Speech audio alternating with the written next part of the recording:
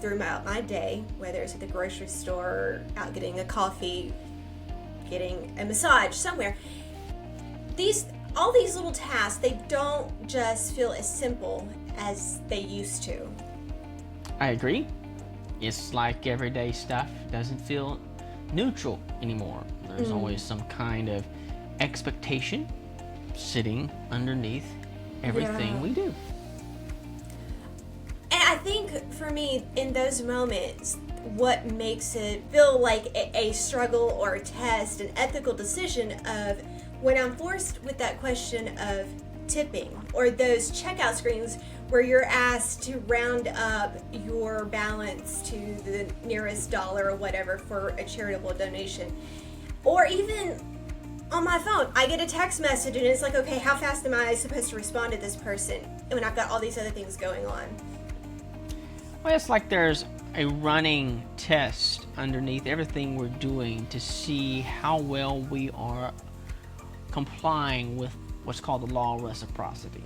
How much are we willing to give of ourselves? And if your frustration is like mine, I'm finding there's a lot of takers out there instead of a lot of givers. Yes, definitely. And I think some of that testing, I mean, it will come from those people that have their hands out wanting more.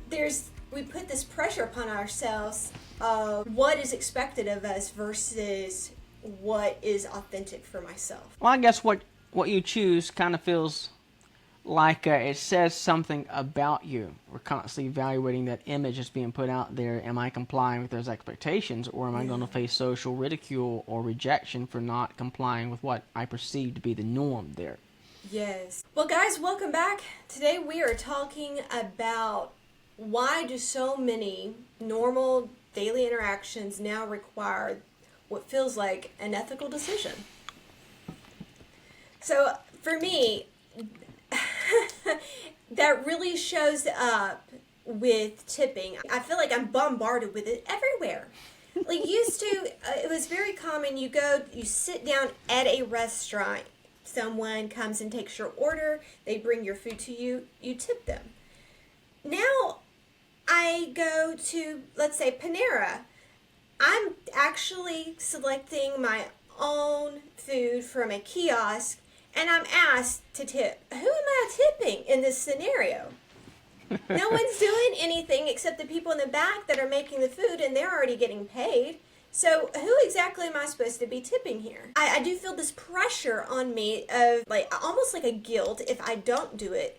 But I have really challenged myself recently to not just fall prey to that pressure and really ask myself, okay, if no one's looking, no one's watching, no one knows anything about me, would I still make this same decision? You know, I saw a clip, I forget where, probably YouTube, the other day, and this pizza delivery guy was caught on a doorbell, kind of verbally attacking the homeowner. This was his words. He said, $5 tip. It's a nice house you're living in for a $5 tip. All he did was deliver the pizza. You know, so I'm not attacking service delivery people. No. I have a feeling that in some levels of our society, service jobs, they pay so little, they're relying on those tips, to pay their own bills. I get it. This is a good portion of their income. So I'm not really attacking them. But I feel your angst. I would take your conversation, your topic even further. Like, sure. The average retail store, let's take something like Target. Yeah. Or Publix, the grocery store. Why am I having to go through a self-checkout? I don't work there. I didn't come here to bag my own groceries. Yeah. And so I think what we're dealing with is it's not the service person's fault. No. This is corporation greed that's playing on people's this law of reciprocity that, okay, I'm indebted, I need to give you something. And so back to those restaurants like Panera where you're not really being served. It's not like a sit-down restaurant for the most part. this culture has changed to the point where we figured out, well, we don't care how you feel as long as you comply with our anticipation of you're going to feel indebted and you're going to give us more money. If you think about it, if every sale can get a 10% hike, is that going to the employees? Oh, yeah, really? Is that being divvied out? I don't know what's going on in the background there. And my wife doesn't have a hard time. She doesn't. She don't tip. She won't tip. Really? Okay. Mm-mm. Now, unless it's a legitimate service-based environment, Sure. like when I go to sit down at a restaurant that I would historically, traditionally tip on.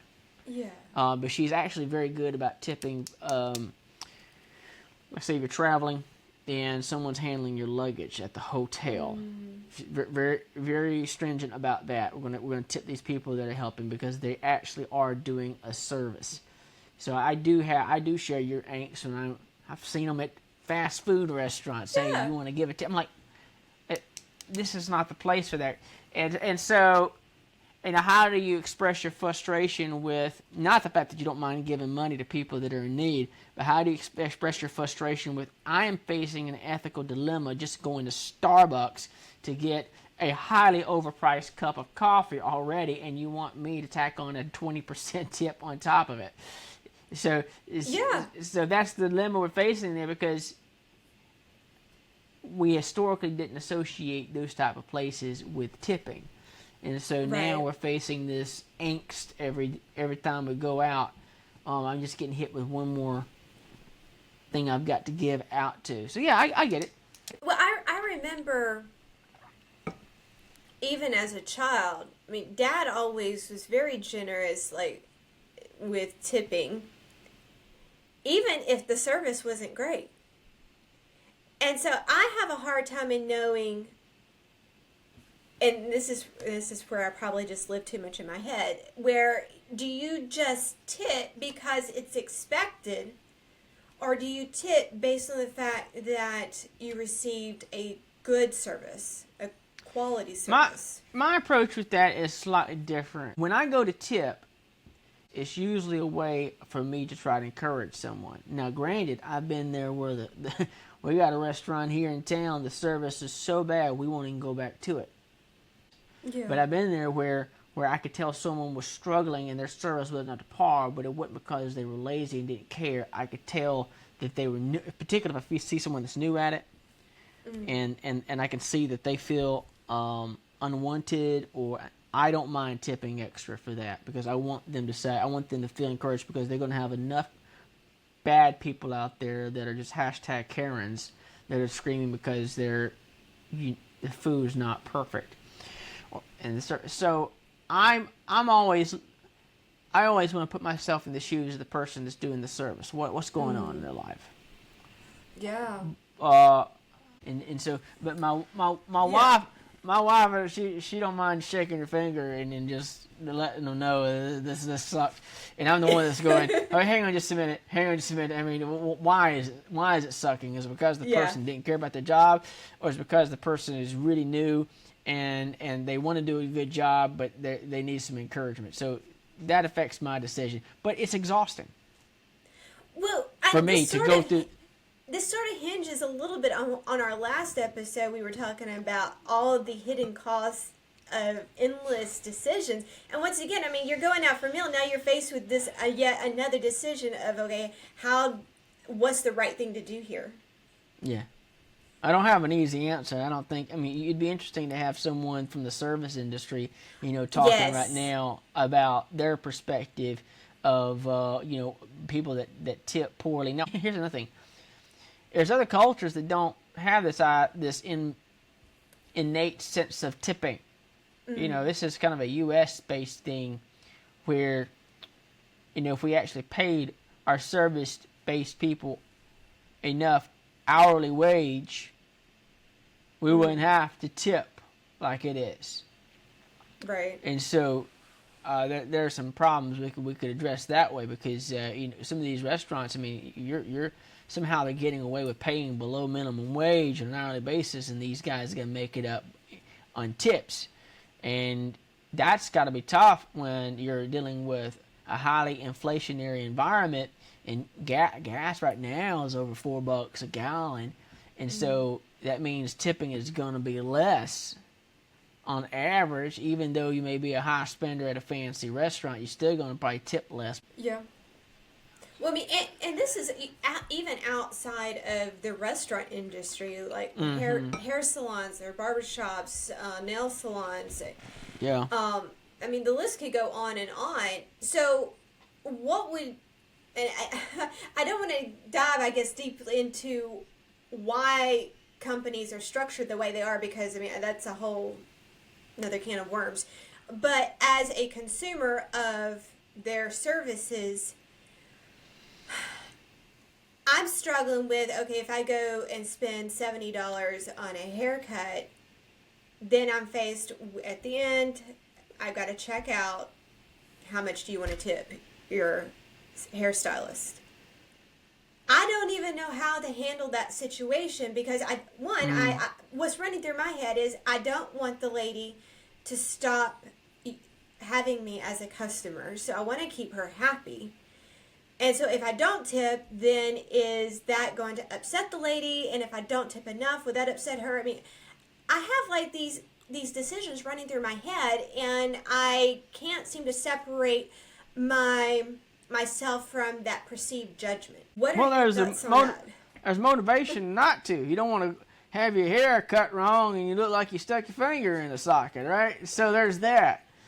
And so we do, once again, we live in a society that is governed in some capacity by the law of reciprocity, meaning that if I do something for you, you're going to do something in equal value in return to maintain that equilibrium.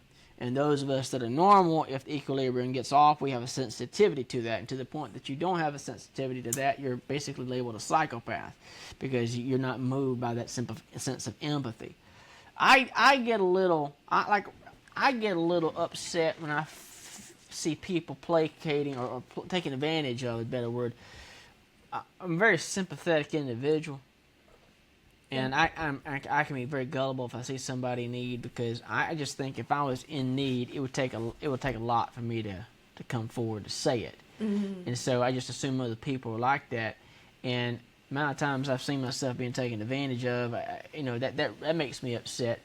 And so when I go to tip, I feel that pressure.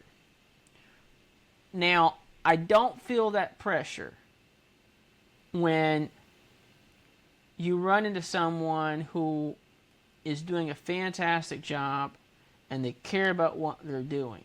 Mm-hmm. Then, if it's, but we're not going to solve anything in a session here, obviously, but we're just kind of screaming into the pillow, right? And I don't like the culture that we're in, where everything's a tip-based environment now. I think it's ridiculous. Yes. I think you should pay your people enough money where tipping is optional. And I have been in some fancy places where they're not allowed to tip. Mm. And so that screams quality to me. That screams, okay, you're going to pay your employees enough money, they're probably not going to leave because you're treating them so well. That's the type of business I want. So, but see, that requires creativity on the minds of the business owners. Mm. I've worked with over 300-something business owners this year alone. Half of them can't even read their own bank statements. And so that level of creativity and thinking outside the box is, you have to be a pretty weird individual. You're going to take a lot of flack for it. I know I'm a really unique individual on my own. I think outside the box and everything. I can't begin to tell you the amount of flack I received in the music educational world because I dared 15 years ago to have a website. Oh my goodness. I mean, it's like, it was amazing the fact that people thought, why aren't you teaching out of your home? Why? No, because I went, and I was talking to a friend of mine just the other day, and she's the same thing, this scarcity idea.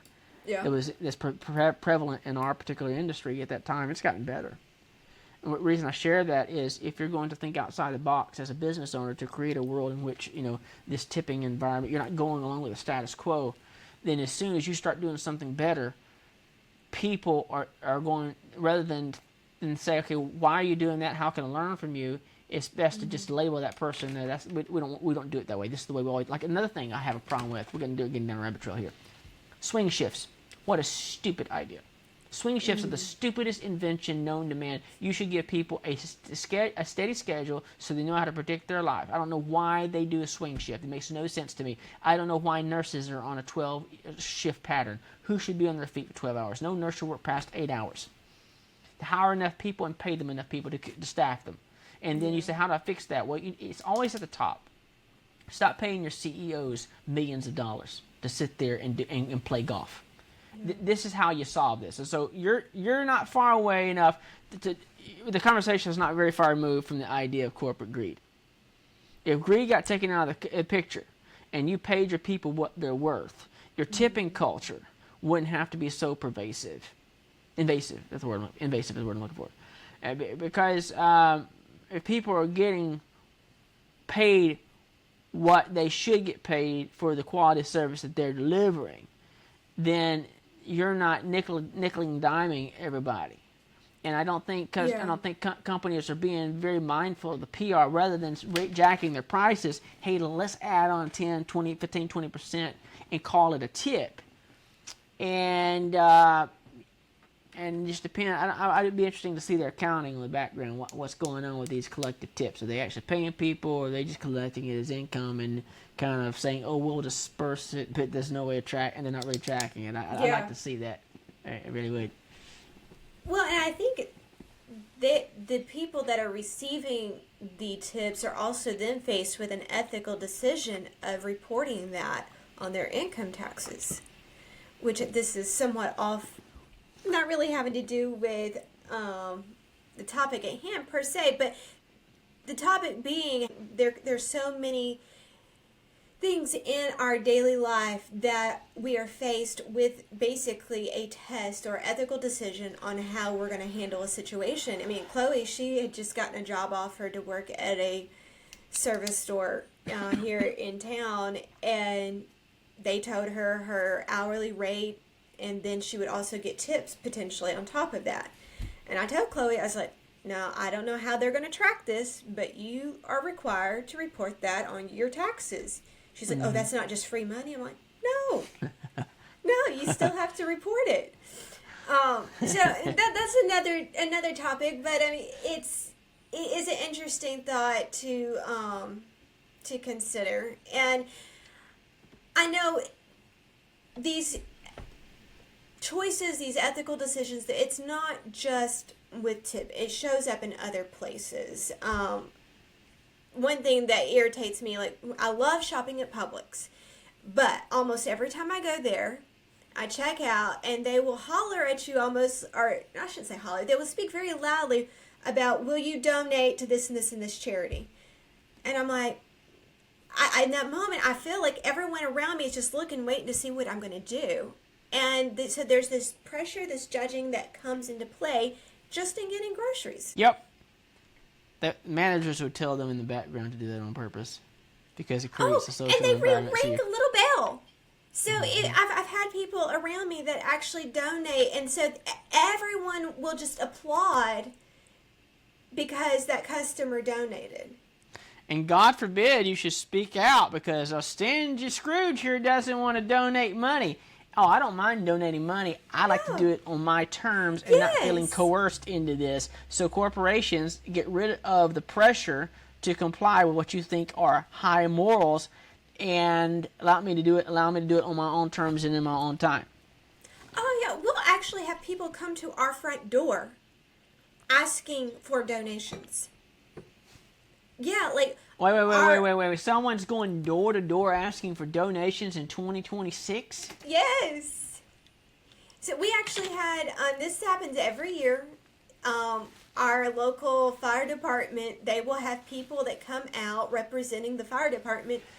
Oh, okay. It's the fire department. Okay, I get that. Here's the thing. I tell them every time they come, every year, I do not give out money at my house. I will, however, write a check, and I will take it to the manager or whoever is working at the fire department station. I'm not handing a complete stranger at my front door a check or cash. Yeah, that's right. But the fact is that they are coming to your home and putting you on the spot asking for money. I really have a hard time with that. I had someone in the neighborhood knock on my, it's a little girl. And I went to the door and I said, hi. She goes, well, hey, I don't know you. I said, I don't know you either. And she goes, did she have the wrong house?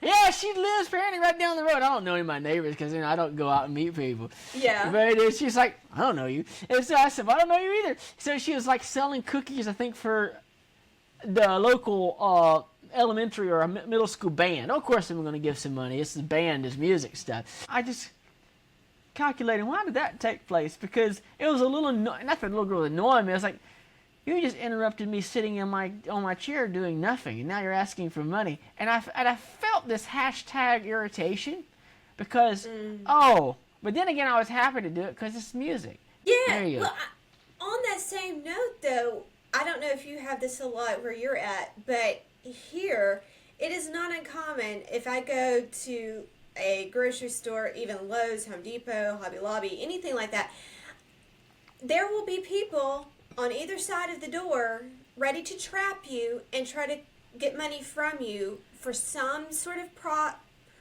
that they are selling, which is going to be way overpriced. And it just really irritates me. And it's not that I don't have a problem with generosity. I don't have a problem with giving to charity. I have a problem with people standing out there begging for me to do something and trying to guilt trip me into doing it.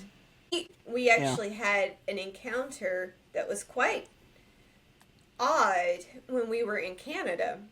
It's a really nice, somewhat expensive area. This guy, he claimed to be homeless, but he's, you know how a lot of times they have a sign that's written like either on like cardboard or a box. He had an iPad out there, and he's holding up his iPad, oh, man. saying that he was didn't have any money and he needed money, but it's on an iPad. that's brilliant. I was like, that's taking begging up to a whole nother level. That's over marketing, man. That's over marketing. You played your cards. I think he's shooting himself in the foot, so to speak, with that. Oh. But you know, money isn't the only place this pressure it shows up for me. I find it also happens with the digital age that we're in.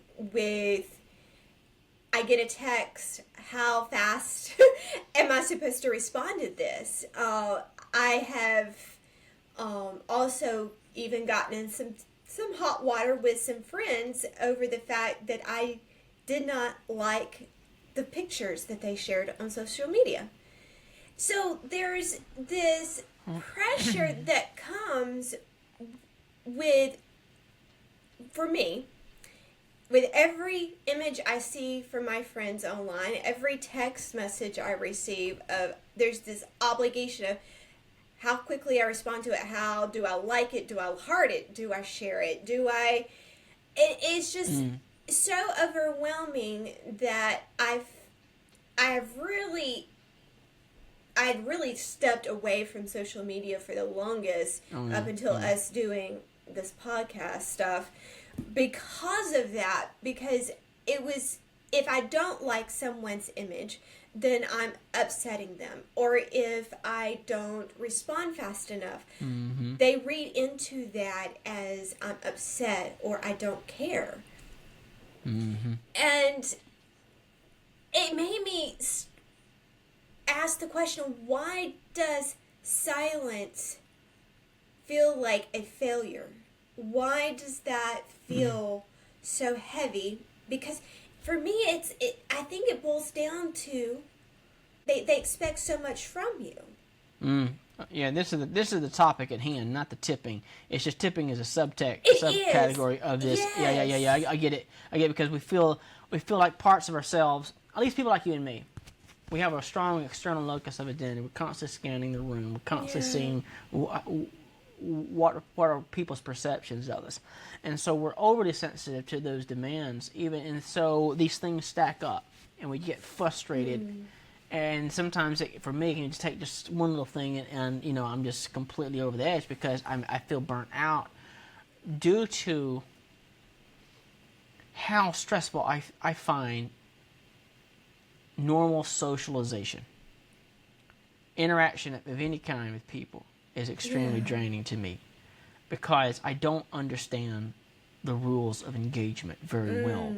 Yeah. And I've always struggled, even in the small world that we were raised in, I struggled understanding how to relate to people, how to communicate. I always felt awkward. And so when my sensitivity has always been high, so that means I'm easily drained, I think. And so when I think about everything you were talking about with social interaction was giving me anxiety just listening to that, because I know how, I'm sitting there, even on a post, do I like this? Do I heart it? Do I LOL it? What are the rules of engagement? I don't know half the time. Yeah. And so I'm tired of thinking things through. I think social media has created layers of expectations that we were never meant to have. There's too much intrusion. Yes. We're constantly turned on, constant stimulation. And there's a part of me that really and truly just wants to walk away from the whole digital age. And we can go down a whole rabbit trail about AI right now. It really is overwhelming to me how the amount of fake stuff that's coming down the pike. Yeah. And I'm expected to believe that it's real. I feel insulted. So that frustrates me. You're expecting me to swallow this hook, line, and sinker. No, I don't. So I just want to walk away from all of it. Yeah. I don't have answers to any of this. But no. I do love these sessions of these proverbial screaming to the pillows. Yeah. And not that it's going to change one iota, but I like voicing my frustrations that I have. I can tell you right now, because of the type of work that I do, the topic that you're talking about is a subtopic of an even bigger one, and that is how stressed out and overstimulated most of us are.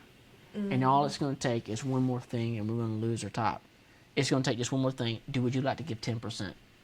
It's going to take that at the cash register, and that's all I'm going to have, and I'm just going to lose my cool, because people are so stressed out across the board. And I'm dealing with clients all day long who are just, I had a woman on the phone Friday who is literally in tears because she is so overwhelmed with what she doesn't know about accounting and how to run a business. And she's having to shut down one of her businesses because she doesn't know what she's doing. Oh, wow. So they're not alone. Yeah.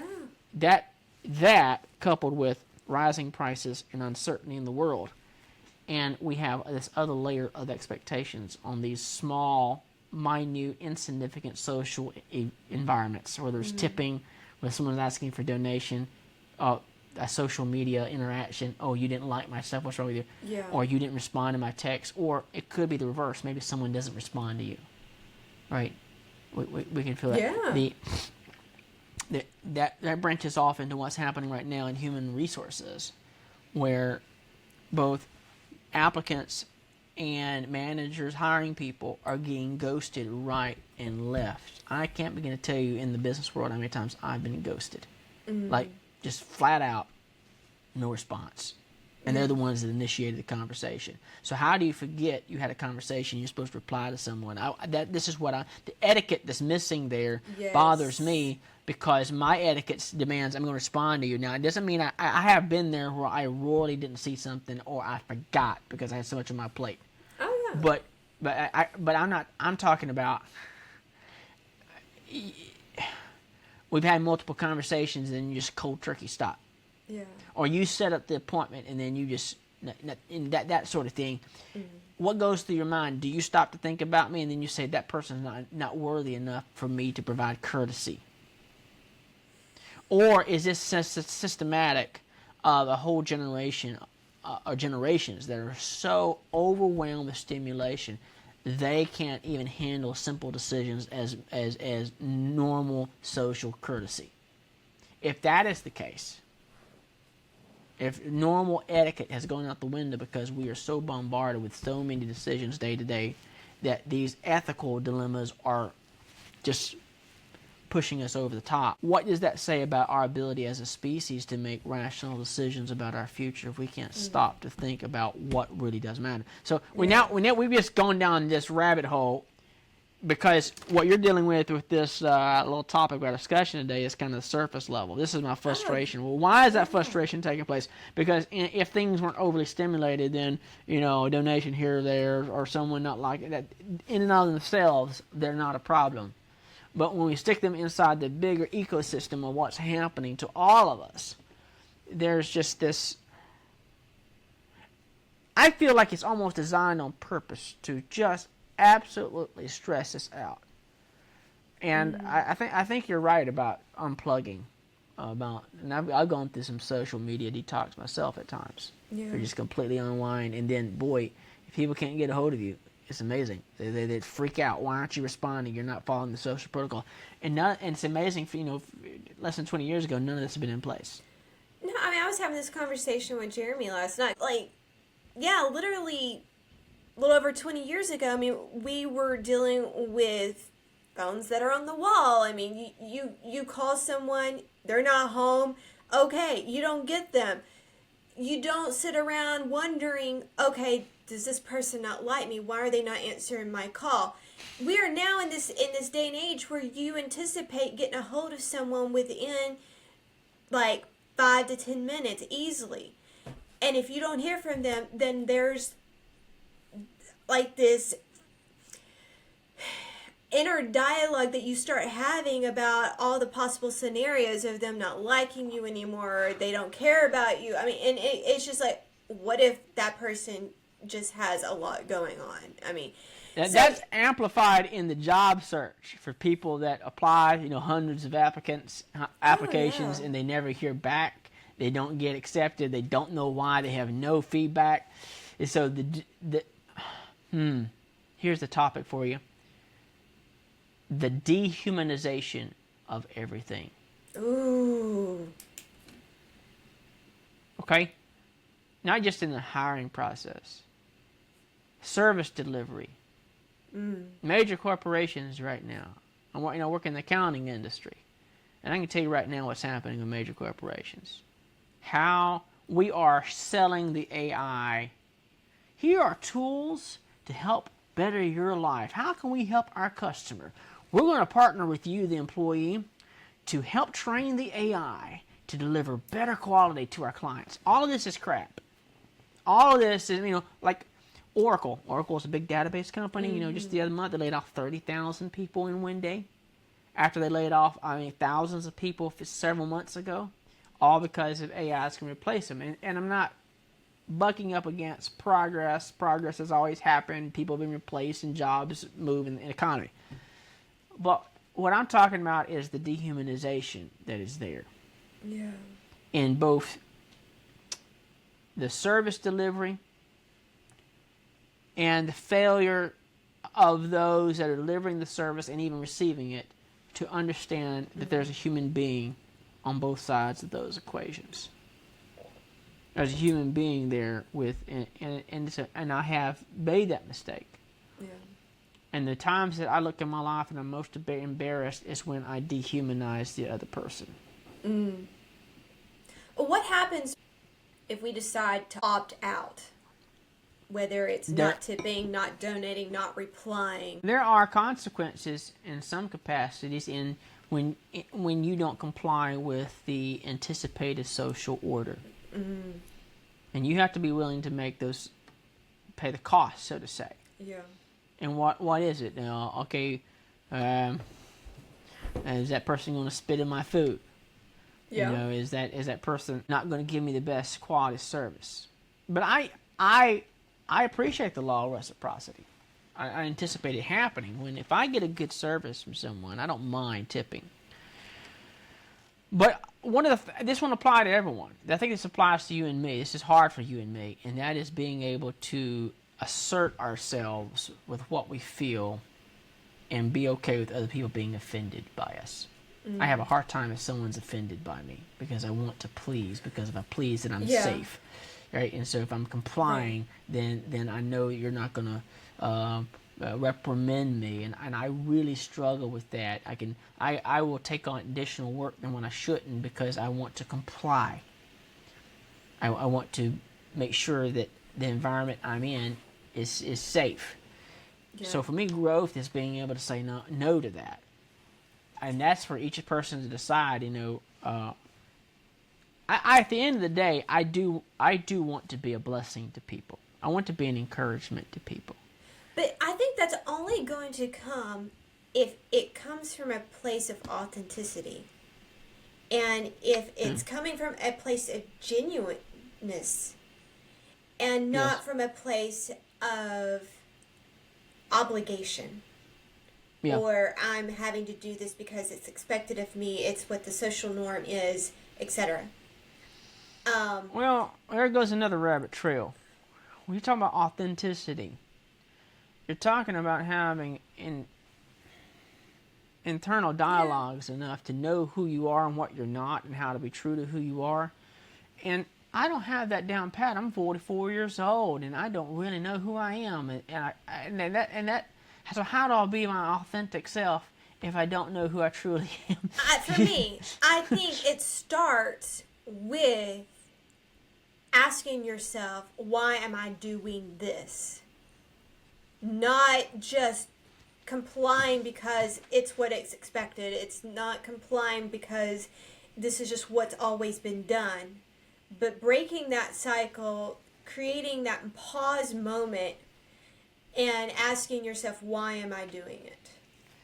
Well, that's great if you have the mental capacity and thorough bandwidth, so to say, to handle those questions. I have a feeling that the average person is in such survival mode that they don't have the luxury of being able to pause and think, "Why am I doing this?" They're in robot mode. Okay, they're trying to put food on the table, and I understand that because I feel like you and I lived through in survival mode for so many years, and I feel like I have all of these. I mean, we're on episode 22 now, because I've had all of these thoughts, all of these questions, all of these whys, what ifs, all because for years I didn't have the mental capacity or even the know-how to stop and ask them then. And I think that's why it's all coming out to me now, because I have been able, I think, to break free from that survival mode state. Yeah. And finally, I'm asking all of these questions. And I love, there's this famous line from Shakespeare. It says, "To thine own self be true." And I love that because I feel like it comes like with this empowerment of embracing who you are and not just falling for what is expected, what is the social norm. But to be true to yourself. And I understand that is harder. It's harder than it sounds, because even when opting out, I mean, I know that feels in of itself like a statement that you're going against what others are expecting of you. And like you mentioned before, that does come with a cost. Well, I think there's a balance here. If I'm going to go against the stream, it better be a good reason, right? I'm not just here to make commotion and draw attention to myself, right? If I think there's some real injustice there, I'll take a stand. Yeah. I still think that there's caution to be practiced in these social settings where I don't want to come across as a hashtag Karen, this self-absorbed, self-narcissistic person that's not being sympathetic to the plight of other people. So there's a lot of wisdom in this these putting the other person first mentality, but and kind of turning the cheek. Will you put those people first, whether it's donating to the school, the local school for their band? Yeah. Would you do that without being put on the spot by a 13-year-old girl knocking on your door. Because I think that's where it comes down to a more element of authenticity of, okay, I'm going to make a point to donate to my local school band to help them out versus feeling judged and on the spot by a kid standing at your door. Good question. Because I guess that's where I'm trying to go with this. Being authentic without the pressures and judgments of others. You give to those that you're passionate about, you care about, that you're wanting to help. Yep. I'm all for that. But from the perspective of you're doing it behind closed doors in the regards to, I don't have this audience that's judging me. I'm giving from a place of, this is what I truly care about. It's interesting over our times together how much your questions arise from a place of wanting to awaken people from being mindless drums. Yes.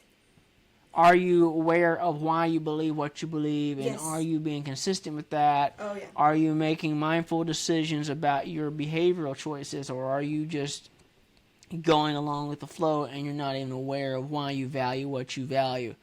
And so that level of authenticity may actually be scary for folks due to the mental demand that it would take to be that insightful in who they are, and then they wouldn't be able to answer the existential questions that very quickly erupt when you start asking those questions. I had years ago. I had that. It was in a religious environment where I was dealing with a woman who was on the praise team, trying to plan the worship. Yeah. And everything they were suggesting, I was just asking, why? Mm-hmm. Why this? Why this song? What's that song mean to you? What's it saying? She goes, I don't care. This is first. I don't care about the words. I'm just here to feel. And so I remember staring at her and realizing she would never understand my line of thinking. Matter of fact, it was coming across as offensive.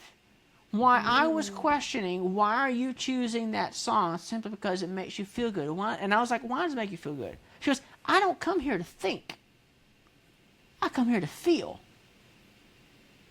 Wow. So it's an interesting perspective that if people live their life like that, where they're not practicing interpersonal skill set as to why they're doing what they're doing, they may resist any line of thinking that you present because that demands too much mental caloric activity. I've got to think this through.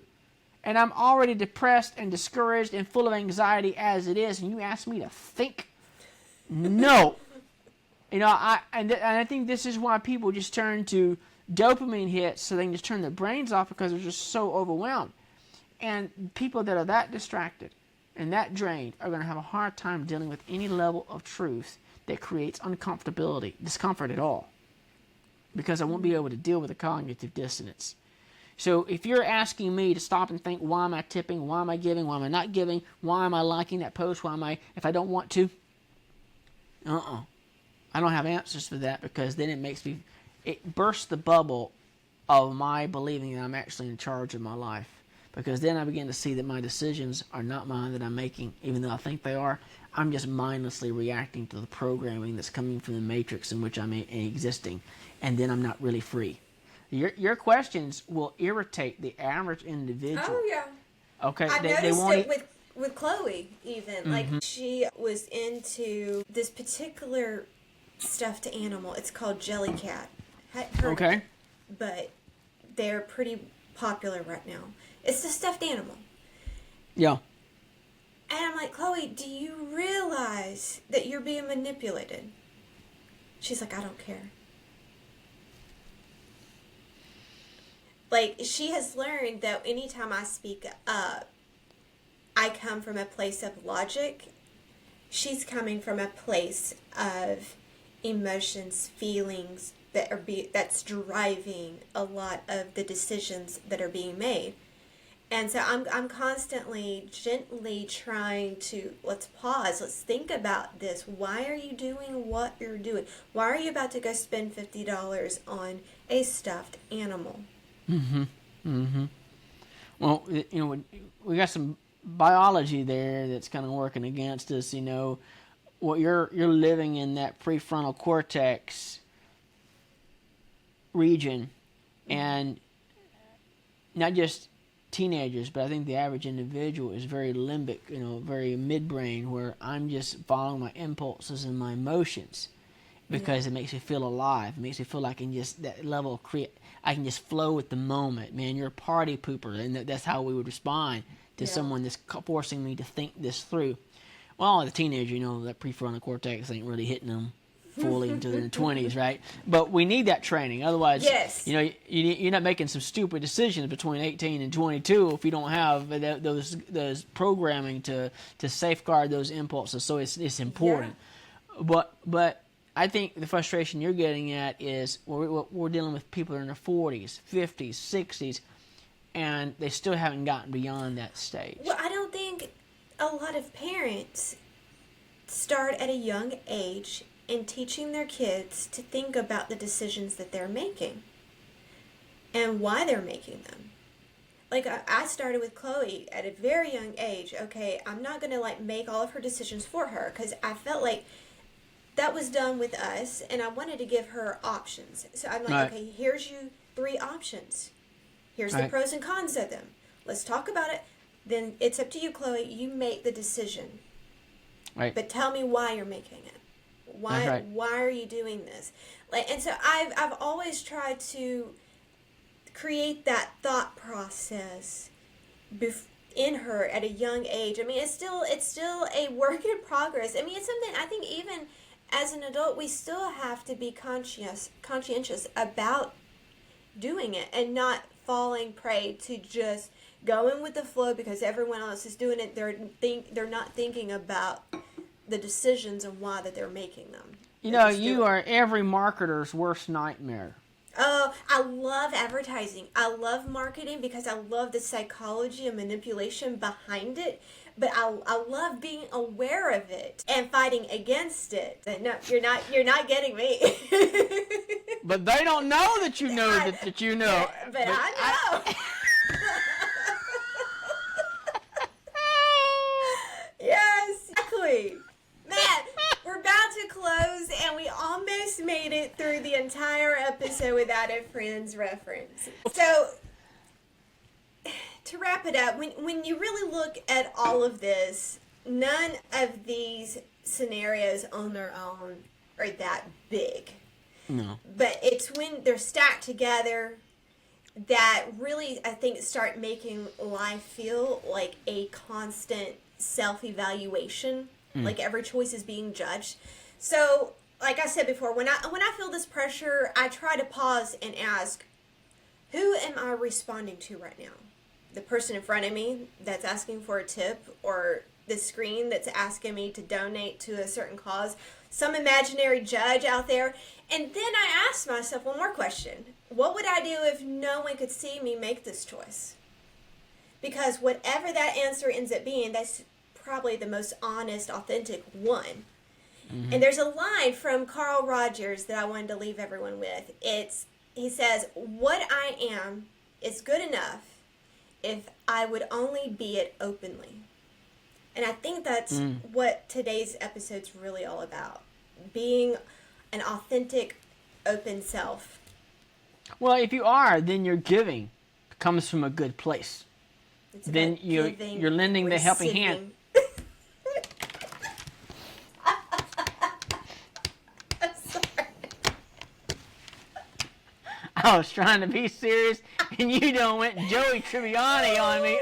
Yes. Okay. Continue. It's about what?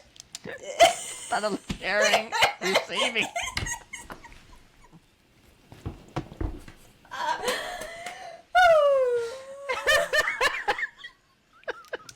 I can clip this out. No, don't. You gotta leave this in here because I need to see this 15 years ago from now when I'm in Alzheimer's in a nursing home. All right. Well, maybe the most freeing thing is remembering that not every moment has to be a moral referendum. That's applicable to you and I who overthink things. People that don't overthink things are not burdened with this. Some things are just small human decisions in a long human day. Maybe life's good for generosity. Maybe life's good for connection. But maybe life's also good for not turning every small decision into something that has to say something about us. This is life. What is it good for?